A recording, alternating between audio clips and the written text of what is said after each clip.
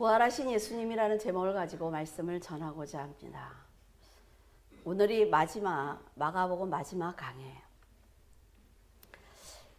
예수님께서 나는 부활이요 생명이니 나를 믿는 자는 죽어도 살겠고 무릇 살아서 나를 믿는 자는 영원히 죽지 않을 것이다 라는 말씀을 하셨습니다. 우리는 이 말씀 안에 하나님의 계획이 무엇인지, 그리고 원하시는 뜻이 무엇인지, 그리고 앞으로 어떤 역사로 이 세상을 마무리하실 것인지 우리들에게 알려주고 계십니다. 부활은 모든 성도들의 삶의 이유이며 사후의 세계에 대한 소망과 기대를 갖게 하는 축복입니다. 부활은 역사적으로 실제로 객관적이고 부인할 수 없는 사실입니다. 사람들이 아무리 그리스도를 거부한다고 해도 사실을 거짓으로 만들 수 없다 말이죠. 사망에 매여 있는 그들에게도 영원한 자유와 영원한 생명을 주시기 위해서 스스로 십자가를 지신 그 사실을 감출 수 없는 것입니다. 만약 예수님이 십자가에서 사망한 후에 부활하지 못했다면 기독교인들처럼 거짓에 속고 헛되고 허망한 종교를 가진 사람들도 없을 것입니다. 그러나 하나님이 살아계신다는 것과 사망을 이기고 부활하신 예수님과 성도들의 믿음과 구원을 위해서 지금도 일하고 계신 성령님을 성도들은 믿음을 통해서 날마다 만나고 있기 때문에 확신을 가질 수 있는 것입니다. 그리스도의 부활은 예수님이 참 인간으로 이 땅에 오셔서 하나님의 명령대로 피의 제사를 드림으로 죄에서 해방시켜 주셨다는 증거입니다. 그러나 그 순간에도 사탄은 부활의 소식을 막기 위해서 아주 큰 노력을 하고 있었어요. 그리고 어리석은 인간들은 그 거짓에 속고 있었습니다. 예수님께서 부활하신 것을 알게 된 로마 군인들은 두려움에 떨었습니다. 그래서 장로들에게 상의를 해요. 장로들은 그 군인들에게 돈을 많이 주면서 너희들은 걱정하지 말라고, 밤에 제자들이 와서 예수님의 시체를 도둑질했다라고 소문만 퍼뜨려라 라고 말했습니다. 이런 경우에는 경비병들이 자신의 목숨을 대신 내놓아야 하기 때문에 군인들은 돈을 받고 그들이 가르쳐준 대로 거짓말을 퍼뜨렸어요. 그래서 많은 사람들이 이 말을 믿게 되었습니다. 하지만 예수님께서는 자신의 부활이 사실이라는 것을 알려주시는 듯 산 소망을 가진 하나님의 백성들에게 나타나셨습니다. 안식일이 지나고 첫날 되는 미명에 막달라 마리아와 다른 마리아가 무덤을 보려고 왔어요. 근데 큰 지진이 나며 주의 천사가 하늘에서 내려와서 그 돌을 굴려내고 그 위에 앉아 있는 그 모습을 마태가 아주 소상하게 기록하고 있습니다.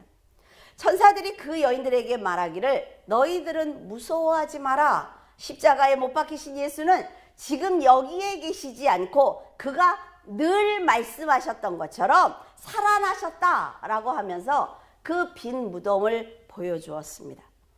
막달라 마리아와 여인들은 예수님이 분명히 죽는 것을 보았단 말이죠. 그렇기 때문에 안식일이 지난 첫날 그 일요일 새벽에 향품을 가지고 무덤에 온 것입니다. 모든 사람들이 자신을 귀신 들린 여인이라고 손가락질할 때도 예수님만은 막달라 마리아를 아주 불쌍히 여겨주셨어요. 그리고 치료하셨습니다. 치료를 받은 후에 막달라 마리아는 갈릴리에서 예루살렘까지 예수님을 따르며 수종을 들었습니다. 운명하실 때에도 끝까지 자리를 지킨 여인이에요. 여인들은 지진이 나고 하늘에서 천사가 내려와 돌을 굴리는 것을 보면서도 예수님께서 부활하셨다는 생각을 전혀 하지 못하고 있었습니다.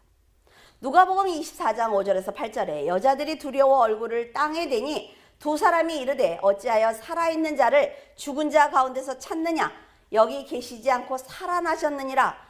갈릴리에 계셨을 때 너희에게 어떻게 말씀하셨는지를 기억하라. 이르시기를 인자가 죄인의 손에 넘겨져 십자가에 못 박히고 제3일에 다시 살아나야 하리라 하셨느니라. 한데 그들이 예수의 말씀을 기억하고 이미 다 말씀해 주셨단 말이죠. 그러니까 부활은 이 여인들에게, 제자들에게 새로울 것이 없는 것입니다.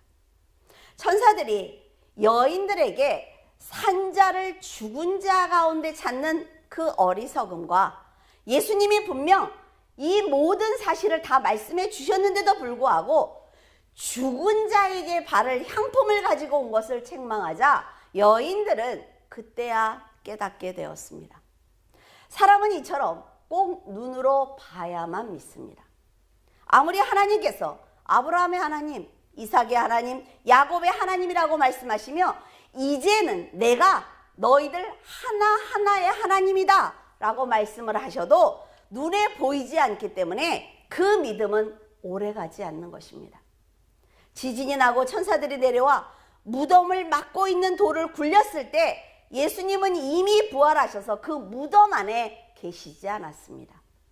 예수님께서 내가 목자를 치리니 양의 떼가 흩어질 것이다 라고 하시면서 오늘 밤, 너희들이 오늘 밤 다 나를 배신하고 다 버리겠지만 내가 살아나서 너희들보다 먼저 갈릴리에 가 있을게 라고 말씀을 하셨어요.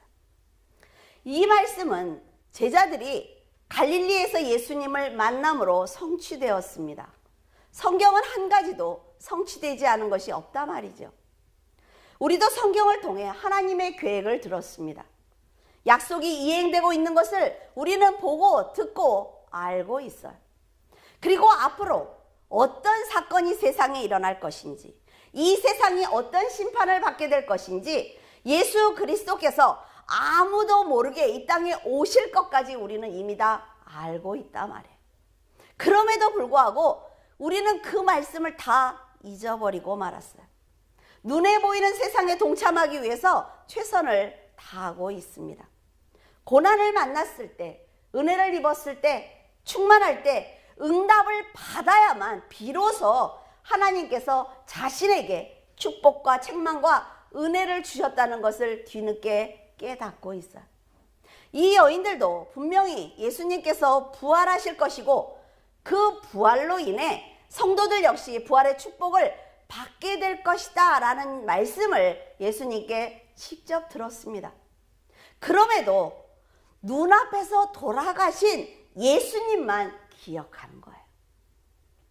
그리고 마가의 다락방에서 두려움에 떨고 있던 제자들은 그 말씀조차 다 잊어버리고 있습니다.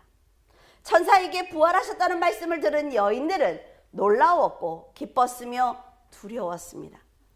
분명히 부활하시겠다는 말씀을 들어서 알고 있었기 때문에 빈 무덤이 당연한 것이다 라는 생각을 하는 반면에 그 사실을 믿는 자신들이 굉장히 어려웠을 거예요.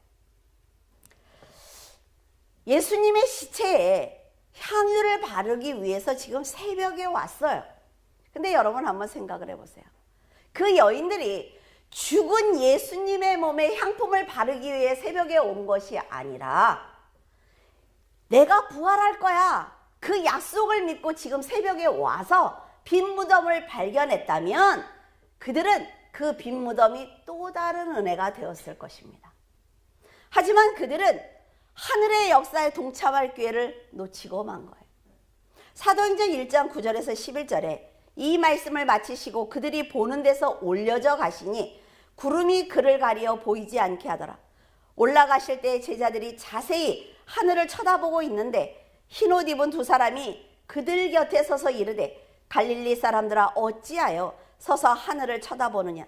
너희 가운데서 하늘로 올려주신 이 예수는 하늘로 가심을 본 그대로 오시리라 하였느니라. 예수님께서는 우리 모두에게 분명히 다시 재림하겠다라고 약속을 하셨습니다. 우리는 성경을 통해서 분명히 들었고 보았고 알고 있습니다. 그렇다면 이제 성도들은 어떤 모습으로 예수님을 맞이할 것인지 각자 깊이 생각하면서 믿음으로 살아내야만 합니다. 사흘 후에 부활하셔서 갈릴리에 먼저 가 있겠다고 하신 그 말씀을 예수님께 직접 듣고도 여인들과 제자들은 믿지 않았습니다. 어쩌면 십자가의 고통이 너무나 충격적이었기 때문에 잊어버렸는지도 몰라요. 하지만 하나님의 말씀은 한 번도 변치 않았습니다. 선지자들의 예언을 성취하신 예수님의 행보는 흔들림이 없었어요. 그럼에도 불구하고 이들은 말씀에 관심이 없었던 것입니다. 자신들이 지금 보는 것과 자신들의 감정에만 충실한 것입니다. 천사가 빈 무덤을 본 여인들에게 어서 빨리 제자들에게 달려가서 베드로에게 예수님의 부활을 알리라고 했어요. 그러면서 갈릴리로 가셨으니까 너희들도 빨리 갈릴리로 가라.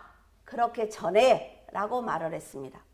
하지만 8절에 보면 여인들은 몹시 놀라서 무덤에서 도망했고 이 사실을 전하는 것조차 무서워했다라고 기록되어 있습니다.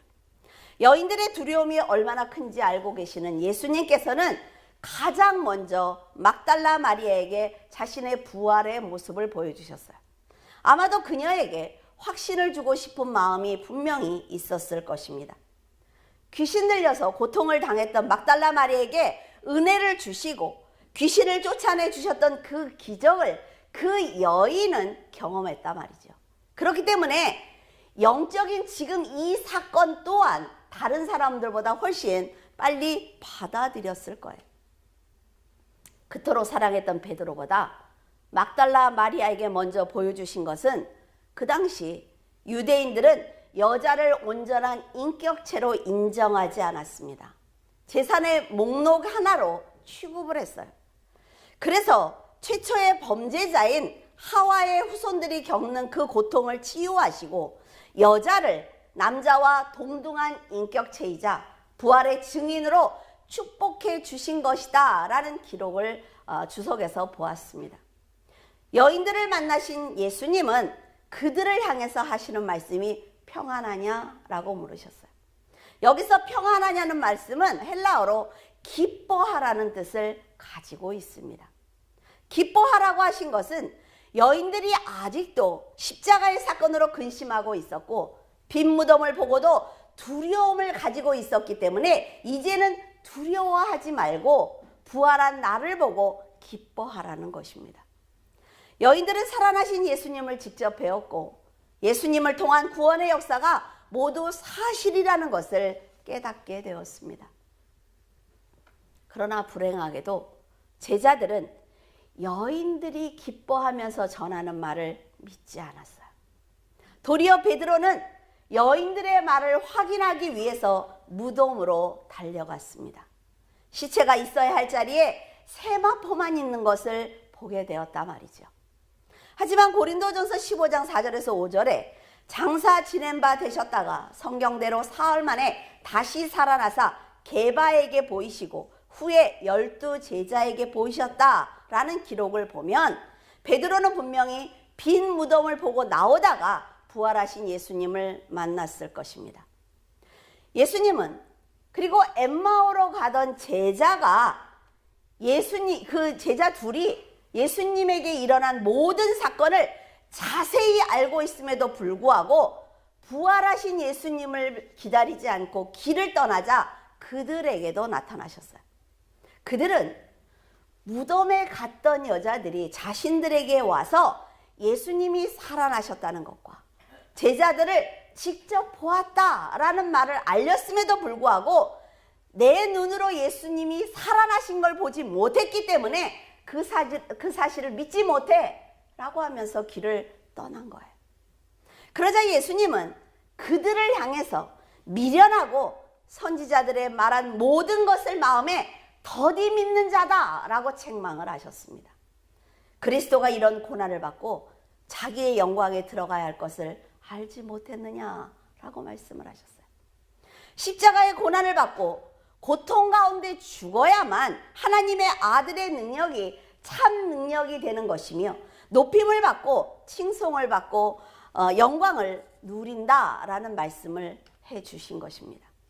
빈 무덤에 갔던 여인들과 여인들의 말을 듣고도 믿어주지 않았던 제자들과 예수님에 관해 모든 것을 알면서도 그 사실을 알아보지 않고 엠마오로 떠난 제자들을 지금 여러분은 보고 계십니다. 그들을 보면서 느낀 것은 사람들은 아무리 큰 은혜를 받아도 절대로 자기의 생각을 버리지 않는다는 거예요. 하나님은 이렇게 미련하고 마음이 완악한 사람들을 구원하시기 위해서 지금도 일하시지만 결국 자기의 생각을 버리지 않기 때문에 진리를 놔두고 자기의 길로 떠나는 것입니다. 이런 사람들을 보시면서 예수님은 마음이 얼마나 허전하셨을까요?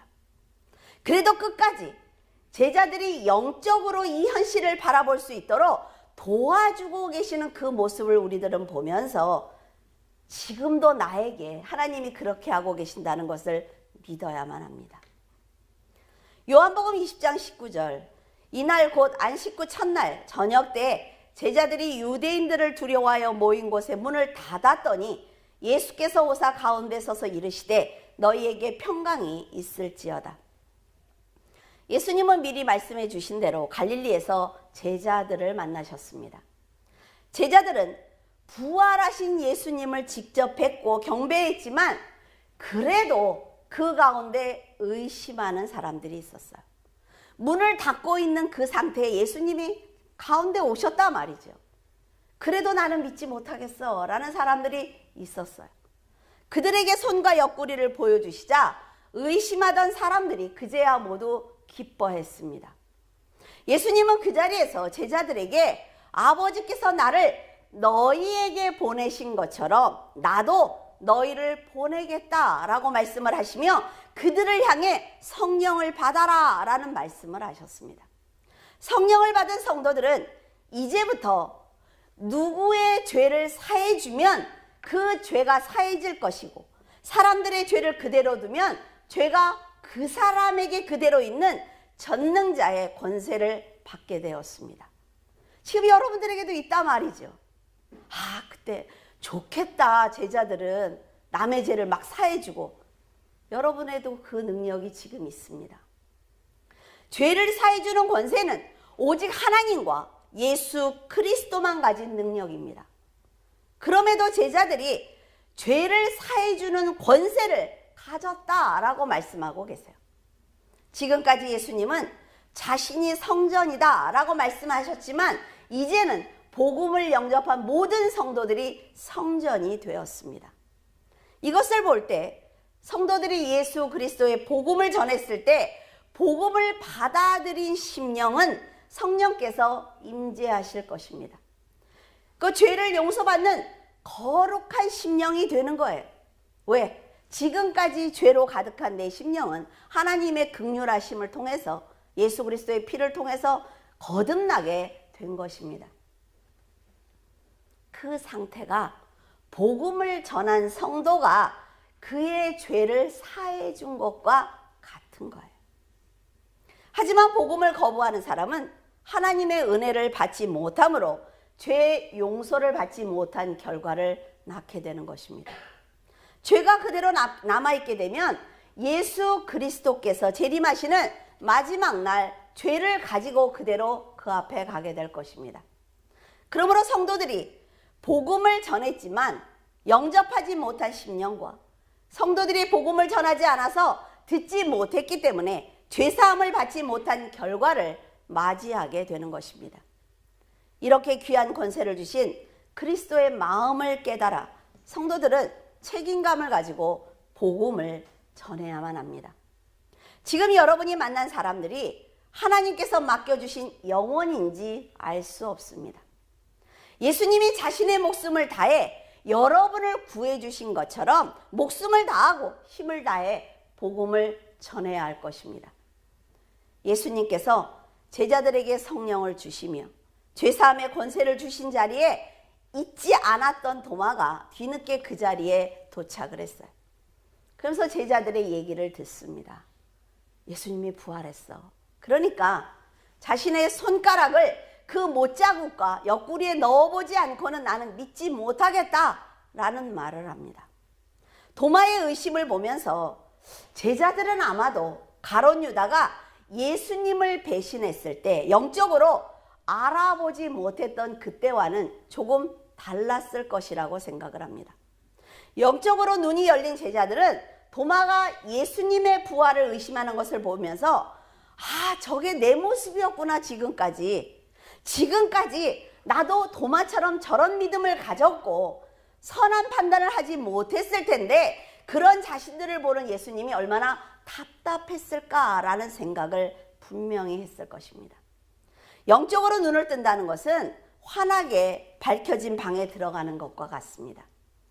들을 귀가 있다는 것은 전혀 듣지 못하는 사람이 보청기를 끼는 것과 같아요.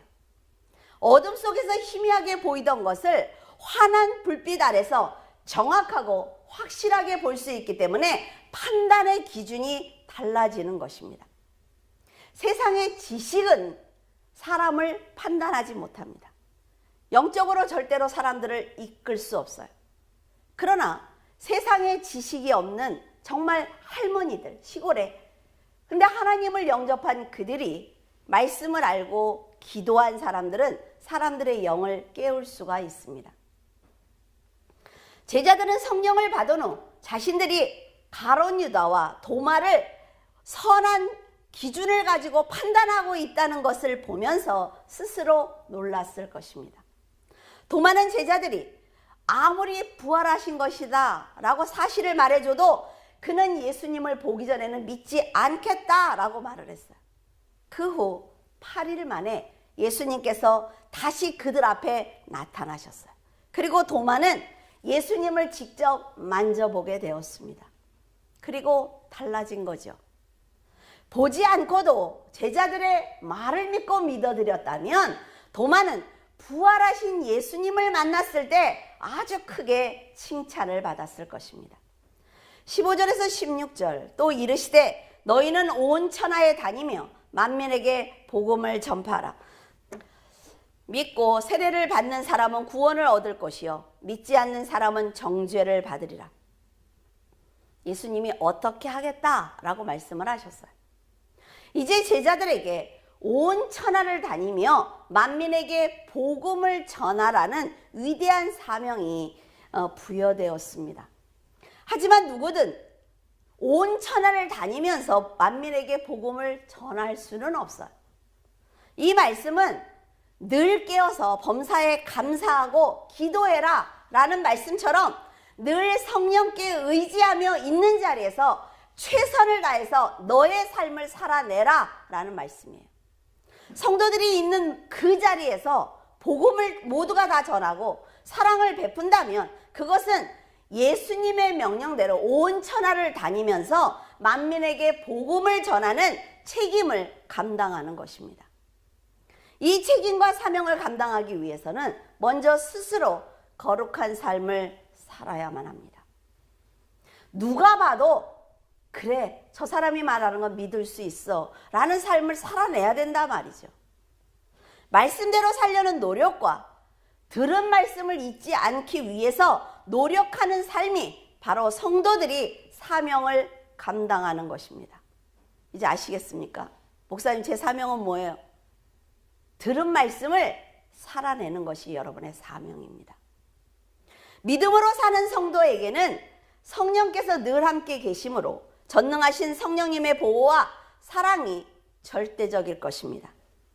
지금까지 예수님께서 대속의 사역을 감당하신 것과 부활하셔서 하나님의 우편에 앉아 계신 것을 믿는 성도들, 그리고 성령께서 자신과 늘 함께 동행하신다는 것을 믿는 성도에게는 분명히 놀라운 축복이 있을 것입니다.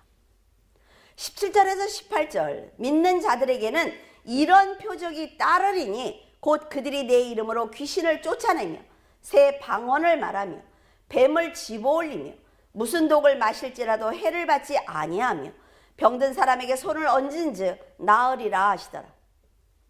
이 축복의 말씀은 예수님의 이름을 믿는 성도들이 얼마나 큰 보호 속에서 살아가고 있는지를 알려주고 계십니다. 하나님을 믿고 예수 그리스도의 역사하심과 성령의 보호하심을 믿는 성도에게는 사탄의 계략이 절대로 통하지 않습니다. 사탄이 공격할지라도 예수님의 이름으로 쫓아낼 수 있는 능력을 이미 받았단 말이죠. 세상에 국한되어 있는 어리석은 말과 생각과 판단이 아니라 새 방언을 주셔서 세상을 다스릴 수 있는 아주 높은 차원의 권세를 우리에게 주셨습니다. 세상 사람들이 말하는 거 두려워하지 말라는 거죠. 세상이 돌아가는 거 내가 빨리빨리 적응하지 못할까 봐 두려워하지 말라는 거예요. 왜? 세상보다 훨씬 성도들이 앞서가고 있습니다. 그 어떤 상황을 만나도 어떤 연단을 당해도 하나님께서 그 모든 문제를 성도를 성장시키는 기회로, 영적으로 성장시키는 기회로, 능력으로 삼으시기 때문에 성도들은 의심하지 말고 염려하지 말고 있는 자리에서 믿음을 지키면 됩니다. 나머지는 다 하나님이 하신다 말이죠. 이왕 하나님을 믿고 사는 거 이런 기적을 보면서 살아야 되지 않겠습니까? 마태복음 28장 20절에 내가 너희에게 분부한 모든 것을 가르쳐 지키게 하라. 볼지어다 내가 세상 끝날까지 너희와 항상 함께 있으리라 하시니라. 예수님께서 전하신 말씀을 성도들은 전할 뿐만이 아니라 자신은 물론 믿음의 형제들이 지켜낼 수 있도록 도와줘야만 합니다. 여러분이 전하지 않는다면 말씀은 들음에서 난다는 말씀을 버리는 죄를 범하는 것이에요. 많은 영혼들이 구원받아야 하는 그 은혜를 막는 것입니다. 세상 끝날까지 너희와 함께 항상 있겠다라는 약속을 지금 우리들이 실제로 그 사랑을 경험하고 있습니다. 하나님의 나라에 입성하게 될 그날까지 하나님은 분명히 여러분들을 지켜주실 거예요. 이 말씀을 통해 세상의 끝날이 있다는 것을 저희들에게 알려주고 계신 예수님의 말씀을 우리는 느낄 수가 있습니다. 예수님이 부활하신 것처럼 우리들의 부활을 위해서 일하고 계신 예수님께서는 세상 끝날이 반드시 있으니까 지금 너희들이 내 말을 지켜달라고 부탁하시는 거예요.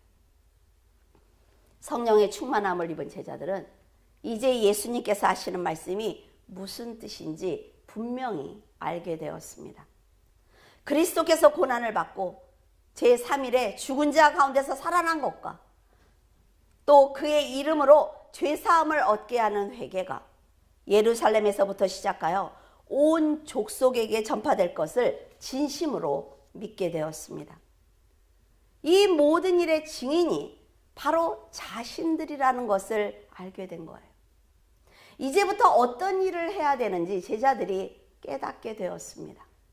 사망을 이기고 부활하신 예수님을 직접 만나자 그들은 죽음이 두렵지 않았습니다.